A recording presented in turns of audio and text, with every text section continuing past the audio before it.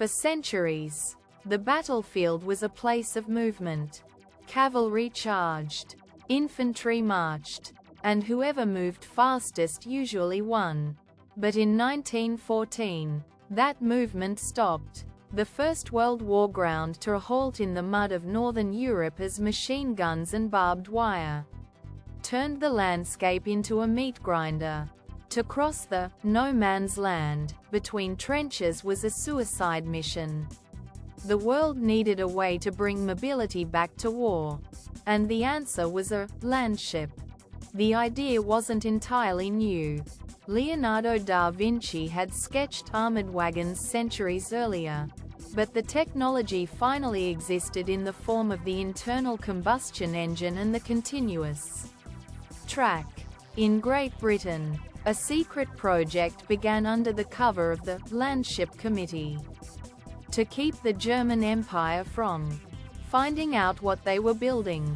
The workers were told they were constructing mobile water containers for the Russian army.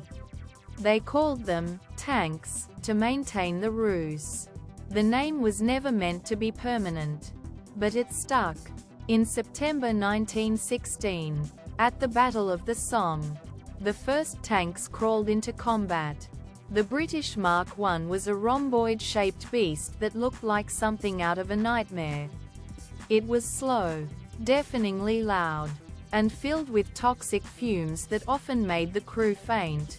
It broke down constantly, but when it worked, it was unstoppable. It flattened barbed wire and ignored machine gun fire. For the first time in years, the stalemate was broken.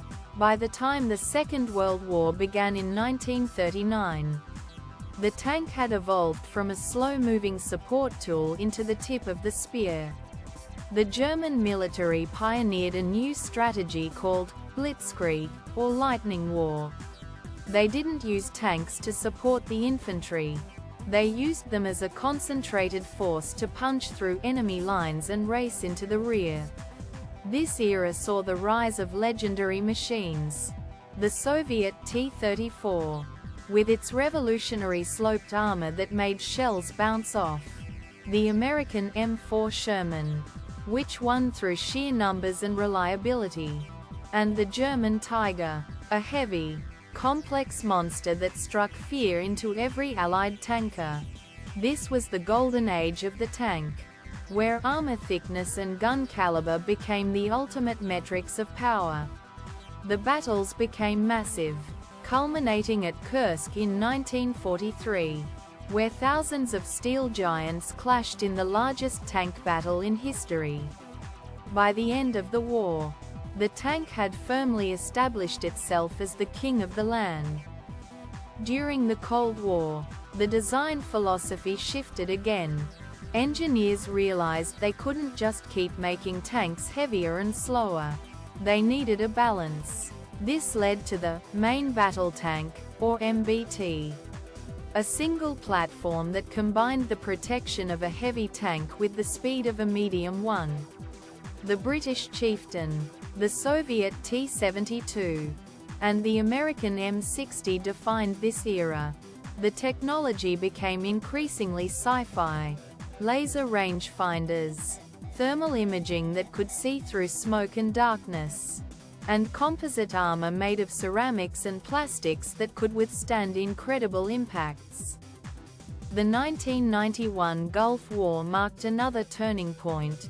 The American M1 Abrams and the British Challenger demonstrated that technology had become more important than raw numbers. Using advanced sensors and stabilized guns that could hit a target while moving at 40 miles per hour, Western tanks dismantled one of the largest armored forces in the world with almost no losses. The tank had become a computerized, high-tech hunter. But today, the tank faces its greatest challenge yet. In the 21st century, the battlefield is full of asymmetric threats.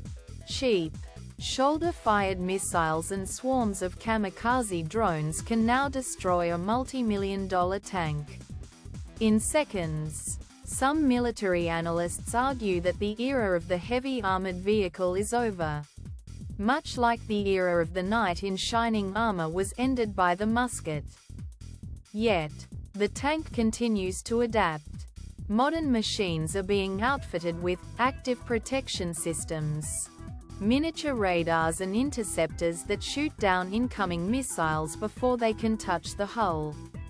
They are becoming more automated, with some versions featuring unmanned turrets or even fully robotic operation. The history of the tank is a 100-year-old game of cat and mouse between the shield and the sword. It was born out of the mud of the trenches to save lives. And it has evolved into the most complex land weapon ever built.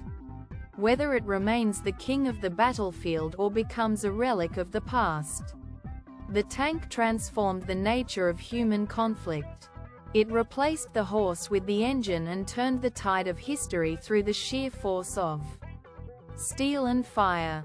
As long as there is a need to hold ground and break lines, the silhouette of a tank on the horizon will remain one of the most powerful symbols of military might ever conceived. Thanks for watching.